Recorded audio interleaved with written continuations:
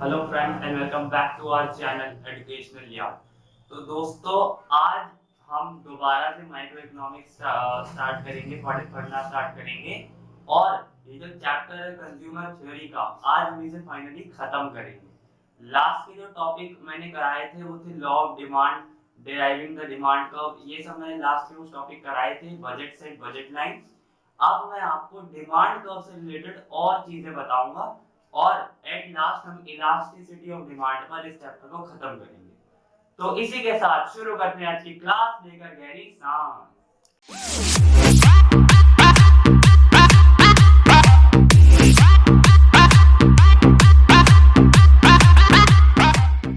तो दोस्तों स्टार्ट करते हैं सबसे पहले लॉ ऑफ डिमांड से। अब लॉ ऑफ डिमांड में तो पहले ही पढ़ा चुका हूँ, पर जो मैंने ये चीजें लिखी हैं फैक्टर्स अफेक्टिंग डिमांड का, इसमें तुम्हें समझाना जरूरी है कि लॉ ऑफ डिमांड कैसे वर्क करता है। तो देखिए, law of demand states that other thing being constant और equal, there is a negative relation between demand for commodity and its price. यानी कि देखो, रिलेशन किसके बीच में बता रहा है, एक तो डिमांड फॉर कमोडिटी के बीच में और एक प्राइस के बीच में। अब डिमांड फॉर कमोडिटी और प्राइस के बीच में रिलेशन बता रहा है और अदर थिंग्स कांस्टेंट रख रहा है। तो देखिए, मैंने लिखा है प्राइस ऑफ कमोडिटी, जो कि रिलेशन हमें पता है लॉ ऑफ डिमांड का। तो ये रिलेशन मैंने आपके सामने ये एक्सप्लेन किया है, अभी मैं आपको करूंगा आगे और एक्सप्लेन। देखो, ये है अदर थिंग्स, जो ये नॉर्मल एंड इंफीरियर गुड्स है और सब्स्टिट्यूट एंड कॉम्प्लीमेंट्स हैं, ये वो अदर थिंग्स हैं जो कि कांस्टेंट रहती हैं। इसके अलावा दो चीजें और हैं, वो मैं आपको आगे बताता चलूंगा। सबसे पहले देखिए, फैक्टर्स अफेक्टिंग डिमांड का। अब सबसे पहले हम प्राइस और डिमांड फॉर कमोडिटी का रिलेशन पढ़ लेते हैं। तो when price of commodities are higher और lower, then there is a movement along the demand curve. तो जी क्या कह रहे हैं कि अगर कमोडिटीज के प्राइस हायर होंगे या लोअर होंगे, यानी कि ज्यादा होंगे या कम होंगे, तो उसकी वजह से डिमांड कर्व में हम मूव करेंगे, डिमांड कर्व के ऊपर मूव करेंगे, मूवमेंट होगी। तो देखिए, ये मैंने प्रिसाइज डायग्राम बनाया है, ये है हमारा डिमांड का, और हम ऊपर की तरफ मूव कर रहे हैं। प्राइस बढ़ता है तो हम ऊपर की तरफ मूव करते हैं डिमांड कर्व में, क्योंकि हमारी डिमांड कम होती जाती है। तो देखिए, प्राइस जब बढ़ता है तो आप क्या करते हैं, किसी भी चीज का प्राइस बढ़ेगा तो आप उसकी डिमांड कम कर देंगे, और जब तुम डिमांड कम करोगे तो आप जो है इसके ऊपर जाओगे, डिमांड कर्व पे ऊपर जाओगे। तो ये देखिए, रेल की पटरी है, इसके ऊपर रेल चल रही है, तो मतलब ऊपर, इसके ऊपर ही हम जाएंगे, मूवमेंट होगी। ठीक है, और जब प्राइस कम होगा तो हमारी डिमांड बढ़ेगी, डिमांड बढ़ेगी तो हम इसके ऊपर नीचे आएंगे। तो उस केस में हम एरो कुछ ऐसा बनाएंगे। ठीक है, तो ये तो हो गया प्राइस ऑफ कमोडिटी का रिलेशन, जो कि लॉ ऑफ डिमांड में हम पढ़ते हैं। नेक्स्ट, अब देखो, यहाँ पर प्राइस ऑफ कमोडिटी में मूवमेंट हो रही है, आगे चल के शिफ्ट होगी, वो भी समझाऊंगा। तो देखिए, नॉर्मल एंड इंफीरियर गुड्स। अब ये दो तीन तरह के गुड्स मैं आपको समझा देता हूँ कि किस किस तरह के गुड्स होते हैं। नॉर्मल गुड्स वो होते हैं जो आप नॉर्मली कंज्यूम करते हैं, या फिर मैं ऐसा कह सकता हूँ कि इन गुड्स में हम प्राइस और डिमांड फॉर कमोडिटी का रिलेशन ना लेते हुए हम इनकम और डिमांड फॉर कमोडिटी का रिलेशन लेंगे। यानी कि जब हम नॉर्मल गुड्स की बात कर रहे हैं, नॉर्मल गुड्स की जब हम बात कर रहे हैं, तो इनकम और डिमांड फॉर कमोडिटी का रिलेशन पॉजिटिव रिलेशन होगा। कैसा रिलेशन होगा, पॉजिटिव रिलेशन, या फिर हम कह सकते हैं डायरेक्ट रिलेशन होगा। यानी कि कंज्यूमर की इनकम बढ़ेगी तो उसकी डिमांड फॉर कमोडिटी बढ़ेगी। ठीक है, अब जैसे एक एग्जांपल एक एग्जांपल से समझते हैं इसे। जैसे कि आपकी इनकम 2 लाख से 3 लाख हो गई है। ठीक है, बहुत ज्यादा बोल दी मैंने, पर फिर भी चलो देख लेते हैं। आप अमीर आदमी हो बहुत, 2 लाख से 3 लाख हो गई है, और अब आप सभी जो कमोडिटीज आप कंज्यूम करते हैं वो थोड़ी थोड़ी एक्स्ट्रा कंज्यूम करेंगे, सभी में इक्वल पैसा डिवाइड करेंगे। ठीक है, तो उससे क्या होगा, डिमांड फॉर कमोडिटी इंक्रीज होगी in case of normal good. तो सबसे पहले हम नॉर्मल गुड के बारे में पढ़ेंगे। देखिए, here we take the relation between demand for goods and consumers income rather than its price. यानी कि हम इस जगह जो हम ये तीन तरह के गुड्स पढ़ रहे हैं, इसके लिए हम प्राइस और डिमांड पर कमोडिटी का रिलेशन नहीं लेंगे, हम लेंगे income of the consumer and demand for commodity. तो ये रिलेशन हमारा प्रिसाइज होगा। और सबसे पहले हम पढ़ते हैं नॉर्मल गुड्स को लेकर। When income of the consumer rise then demand for a normal good also rises and the demand curve shift rightward. तो इसका मतलब क्या है कि जैसे नॉर्मल जैसे हमारी इनकम राइज होगी, मैंने बताया था 2 से 3 लाख हो गई, तो क्या करोगे, डिमांड पर कमोडिटी इंक्रीज करोगे, अपनी कमोडिटीज की डिमांड को इंक्रीज करोगे। तो इसके बाद लिखा है डिमांड कर्व शिफ्ट राइटवर्ड। अब देखो यहाँ पे हुआ था मूवमेंट, यहाँ हो रहा है शिफ्ट, डिमांड कर्व यहाँ से उठकर यहाँ चला जाएगा, ठीक है, डिमांड कर्व यहाँ से उठकर यहाँ चला जाएगा। तो मैंने एक एरो इसलिए बनाया है क्योंकि यहाँ से यहाँ जा रहा है, राइटवर्ड शिफ्ट हो रहा है। तो ये नॉर्मल गुड के केस में होता है, राइटवर्ड शिफ्ट का होता है नॉर्मल गुड के केस में। अब हम बात करते हैं, इधर आ जाते हैं इंफीरियर गुड्स को लेकर। अब ये कुछ ऐसे गुड्स होते हैं जिसमें income of the consumer and demand of the commodity is negatively related और इनवर्सली रिलेटेड। इनवर्स रिलेशन होता है इनके बीच में, यानी कि अगर आपकी इनकम बढ़ेगी तो आप उस कमोडिटी को कम कंज्यूम करोगे। यानी कि ये कुछ ऐसे गुड्स होते हैं जो कि इनकम के बढ़ने पर हम उनका कम यूज करते हैं। लाइक सस्ते गुड्स जो हम खरीदते हैं जब हमारी इनकम नहीं होती है और अचानक हमारी इनकम बढ़ गई, तो हम उन गुड्स को चीप समझने लगते हैं, हम उनको कंज्यूम करना बंद कर देते हैं या फिर कम कर देते हैं, तो उनको कहते हैं इंफीरियर गुड्स। ठीक है, इंफीरियर। तो there is an inverse relation between demand for goods and consumers income. When income rises, demand for good fall and demand curve shift leftward. यानी कि क्या हम कह सकते हैं कि इनवर्स रिलेशन है कंज्यूमर की इनकम और डिमांड फॉर कमोडिटी के बीच में। और फिर कह रहा है जब इनकम राइज होगी, जब कंज्यूमर की इनकम बढ़ेगी तो डिमांड इसकी फॉल हो जाएगी और डिमांड का लेफ्टवर्ड शिफ्ट हो जाएगा। इस बात पर ध्यान देना, लेफ्टवर्ड शिफ्ट हो जाएगा। यानी कि जब भी डिमांड कम होगी तो वो लेफ्टवर्ड शिफ्ट होगा, जब भी डिमांड बढ़ेगी तो वो राइटवर्ड शिफ्ट होगा। डिमांड के बढ़ने से राइटवर्ड शिफ्ट, डिमांड के कम होने से लेफ्टवर्ड शिफ्ट। और इनकम राइज हो रही है, सेम केस तुम इनकम फॉल करके भी ले सकते हो। अगर तुम्हारी इनकम फॉल हो रही है, कम हो रही है, तो यहाँ पर इसकी डिमांड बढ़ जाएगी और डिमांड बढ़ने से क्या होता है, डिमांड बढ़ने से राइटवर्ड शिफ्ट होती है। तो दोनों केस हो सकते हैं, नॉर्मल गुड में भी दोनों केस हो सकते हैं, इनकम बढ़ी या घटी, ठीक है, और इंफीरियर गुड में भी सेम हो सकते हैं, पर ये दोनों आपस में एक दूसरे के अपोजिट होते हैं। यहाँ पर देखो, इनकम बढ़ी थी तो डिमांड बढ़ी थी, डिमांड बढ़ी थी तो ये राइटवर्ड शिफ्ट हो गया। हमें पता है, हमें ये याद रखना है कि डिमांड बढ़ेगी तो राइटवर्ड शिफ्ट होगा, डिमांड कम होगी तो लेफ्टवर्ड शिफ्ट होगा। अब यहाँ पर देखो, इनकम बढ़ी तो डिमांड जो है वो कम हो गई, डिमांड जो है वो कम हो गई, और ये डिमांड कम होती है तो लेफ्टवर्ड शिफ्ट। ठीक है, नेक्स्ट तरह का जो गुड आता है, हमने नॉर्मल के बारे में पढ़ा, हमने इंफीरियर के बारे में पढ़ा, अब हम पढ़िए गिवन गुड्स। यहाँ पे मैंने सिर्फ 3 वर्ड्स लिखे हैं, extremely inferior goods. Extremely inferior यानी कि जो चीप से भी चीपेस्ट गुड्स होते हैं उनके बारे में बात कर रहे हैं यहाँ पर। ठीक है, इनका जो प्रिसाइज डिमांड कर्व बनता है वो अपवर्ड स्लोपिंग बनता है। वो कैसे, तो चलिए थोड़ा डिटेल में इसे समझते हैं। तो देखिए, अब सपोज कीजिए कि आपका एक गुड है वो 10 रुपए से 5 रुपए का हो गया है। ठीक है, ये 10 रुपए से 5 रुपए का हो गया है और आपकी इनकम जो है वो 100 है। ठीक है, आपकी इनकम क्या है, आपकी इनकम 100 है और आपका एक गुड जो है 10 रुपए से 5 रुपए हो गया है। तो पहले आप कितनी यूनिट खरीद पा रहे थे उस गुड की अपनी 100 रुपए की इनकम से, देख लेते हैं जी। डिवाइड किया मैंने, तो जी 10 यूनिट्स हम खरीद पा रहे थे पहले जब प्राइस 10 था। अब उसी 100 रुपए से जब प्राइस 5 हो गया है तो उसी 100 रुपए से हम 20 यूनिट खरीद पा रहे हैं। यानी कि इसका मतलब है हमारी इनकम बढ़ी है। हमारी इनकम बढ़ी है, इसे रियल इनकम कहते हैं।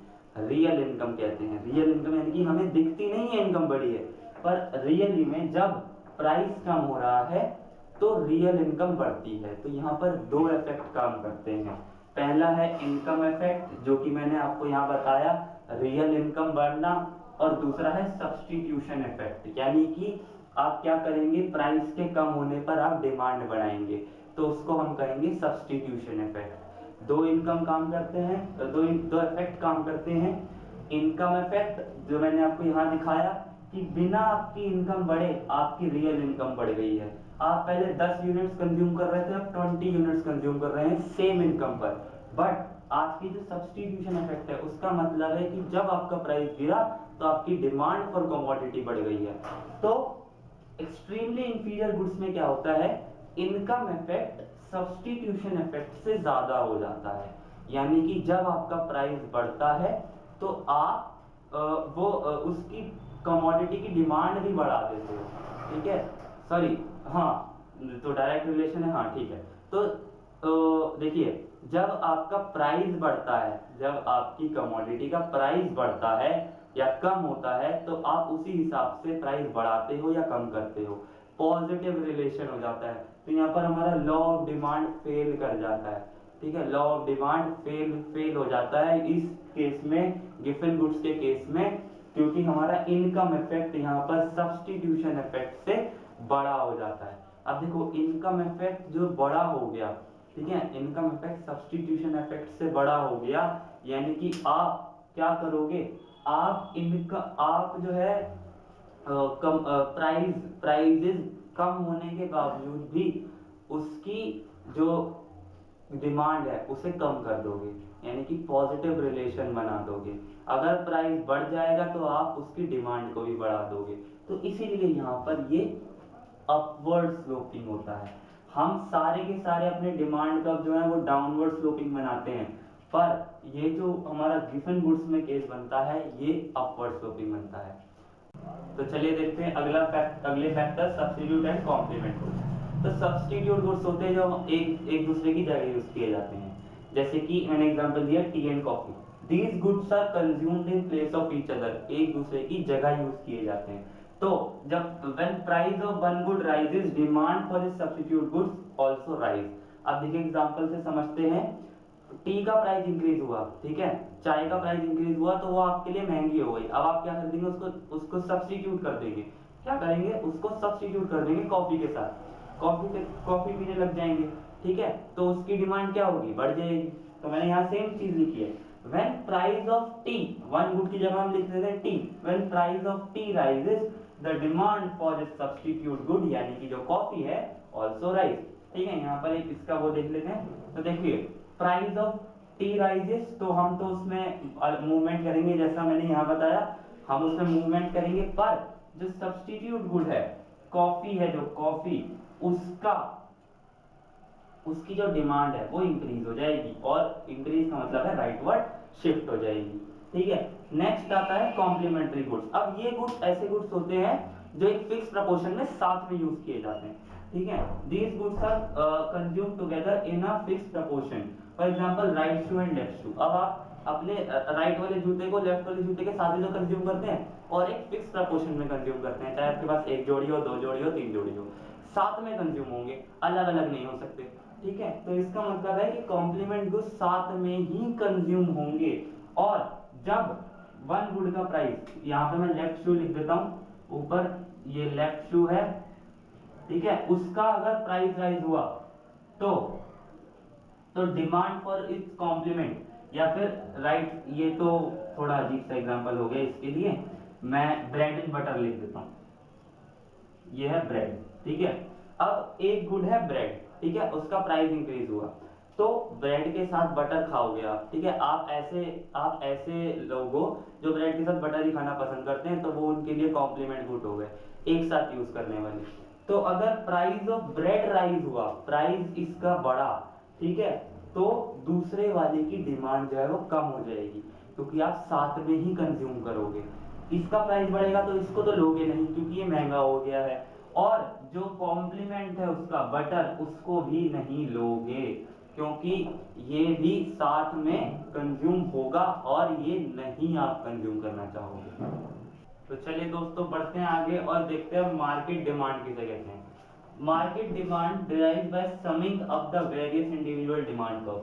तो अगर हम एक मार्केट में जितने भी इंडिविजुअल हैं उनके डिमांड कर्व को सम अप कर दें यानी कि मिला दें तो हम क्या कह सकते हैं, उसको मार्केट डिमांड कर्व कह सकते हैं। जैसे मैंने देखिए दो इंडिविजुअल का डिमांड कर्व मिलाया और उसको ये मार्केट डिमांड कर्व है। तो मैं बता देता हूँ, ये इंडिविजुअल 1 है, ये इंडिविजुअल 2 है और ये मार्केट डिमांड कर्व है। ठीक है, तो मैं क्या तो क्या इसका मतलब क्या है कि हम अगर इंडिविजुअल सारे इंडिविजुअल्स के डिमांड कर्व को सम अप कर दें, मिला दें, जोड़ दें, तो वो हमारा फिर उससे मार्केट डिमांड कर्व निकल जाएगा। ठीक है, तो अगर आपको पेपर में एग्जाम में कोई ऐसा क्वेश्चन आए कि derive the market demand curve from the following figures, तो 2-3 फिगर्स दे रखी होंगी, उनको आपको सम करना है, उनके प्राइजेस को ऐड करना है, उनकी क्वांटिटीज को ऐड करना है, फिर उसके बाद एक प्रिसाइज मार्केट डिमांड कर्व बनाना है। नेक्स्ट आता है प्राइस इलास्टिसिटी ऑफ डिमांड। अब ये थोड़ा न्यूमेरिकल बेस्ड क्वेश्चन है, जिसमें इसमें से एक सिर्फ न्यूमेरिकल यही आएगा आपके एग्जाम में अगर आएगा तो क्या मतलब है इसका, price elasticity of demand is measure of responsiveness of demand for a good to change in its price. यानी कि प्राइस में अगर चेंज आएगा तो डिमांड उसके कितने रिस्पॉन्सिव है। अगर हाईली रिस्पॉन्सिव है, हाईली रिस्पॉन्स कर रही है, तो जो प्राइस है वो कम हो जाएगा। सॉरी अगर अगर प्राइस जो है, अगर डिमांड जो है हाईली रिस्पॉन्सिव है, ठीक है, अगर डिमांड जो है वो हाईली रिस्पॉन्सिव है प्राइस के, तो वो ज्यादा बढ़ जाएगी। ठीक है, प्राइस हमारा कम हुआ था, अब हाईली रिस्पॉन्सिव अगर डिमांड, तो डिमांड ज्यादा बढ़ जाएगी, और अगर लोअर रिस्पॉन्सिव है तो कम बढ़ेगी। तो रिस्पॉन्सिवनेस के ऊपर ये डिपेंड करता है। इसका फॉर्मूला होता है, देख लीजिए, price elasticity of demand percentage change in demand for good upon में percentage change in price of good. अब देखिए परसेंटेज चेंज हम इस तरह से निकालते हैं, चेंज इन डिमांड अपॉन में इनिशियल डिमांड, ये इनिशियल डिमांड है, ठीक है, और ये है 100 इंटू 100। यहाँ पर ये चेंज इन डिमांड है अपॉन में इनिशियल डिमांड इंटू में 100। ठीक है, तो मैंने इसको डेराइव किया और ये हमारा प्रिसाइज फॉर्मूला बनता है। और इससे रिलेटेड हमने एक एग्जांपल अब हम करेंगे। तो देखिए हमें चार चीजें दे रखी हैं यहाँ पर, ओल्ड प्राइस, न्यू प्राइस और banana, old old quantity and new quantity of banana जो कि डिमांड की जा रही है। तो सबसे पहले परसेंटेज चेंज इन प्राइस निकाल लेते हैं। तो जी मैंने आपको फॉर्मूला बताया था कि चेंज इन प्राइस अपॉन में इनिशियल प्राइस इनटू में 100, वही हम सेम यहाँ लगाएंगे।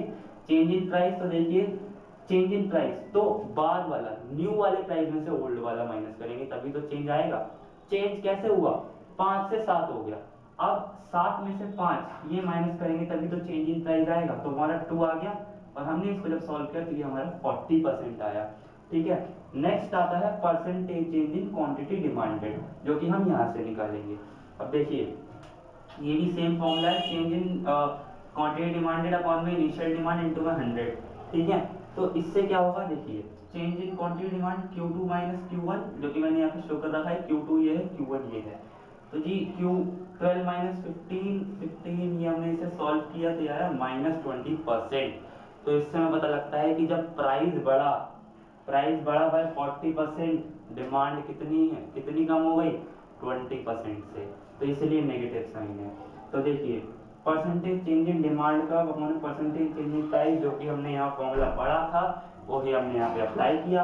20% है माने 40% इज 0.5। अब देखिए यहाँ पर तो माइनस साइन है, पर यहाँ पर मैंने माइनस साइन नहीं लगाया है। तो ये एक ऐसा क्राइटेरिया है जो आपकी मर्जी है, आप अगर यहाँ पे माइनस साइन लगाना चाहते हैं या नहीं, क्योंकि ऑलरेडी एक माइनस साइन होता है यहाँ पर। नेगेटिव रिलेशन हमने पढ़ा है, प्राइस बढ़ेगा डिमांड कम होगी तो एक नेगेटिव रिलेशन यानी कि माइनस साइन लगा होता है। अगर आपको लगाना है तो भी ठीक है, नहीं लगाना है तो भी ठीक है। और ये ध्यान रखना है कि यहाँ पर एक माइनस साइन ऑलरेडी है, तो माइनस से अगर मैं माइनस को इधर काट देता तो यहाँ पे पॉजिटिव आता। अब देखिए ये जो है वो लेस देन 1 है, ठीक है, ये जो है वो लेस देन 1 है, तो इसका मतलब क्या है कि ये लोअर रिस्पॉन्सिव है। तो यानी कि डिमांड प्राइस भी कितने से बढ़ा, 40% से, पर क्वांटिटी कितने से कम हुई, सिर्फ 20% से, तो ये लोअर वो है रिस्पॉन्सिवनेस है। यहीं पर अगर प्राइस 20% से बढ़ता और ये भी 20% से कम होता तो ये क्या हो जाता, न्यूट्रल। अगर ये 10% से बढ़ता और ये 20% से कम हो जाता तो हाईली रेस्पॉन्सिव।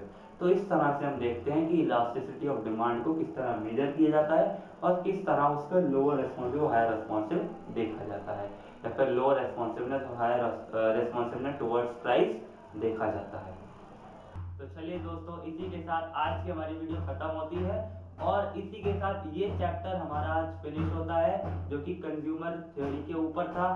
अगर आपको इसी तरह की और वीडियोस चाहिए तो हमारे चैनल को सब्सक्राइब जरूर करें और बेल आइकन को जरूर दबाएं। हमारी वीडियोस को लाइक करें। अगर आपको कोई भी डाउट है तो कमेंट सेक्शन में हमसे पूछना ना भूलें। और हाँ, मैं बार बार कह रहा हूँ, अगर आपको इसी तरह की वीडियोस जो कि मैं आगे बनाने वाला हूँ प्रोड्यूसर थ्योरी और मार्केट सप्लाई डिमांड के ऊपर, तो अगर आपको ये वीडियोस देखनी है तो प्लीज चैनल को सब्सक्राइब करें एंड बेल आइकन को दबाना ना भूलें।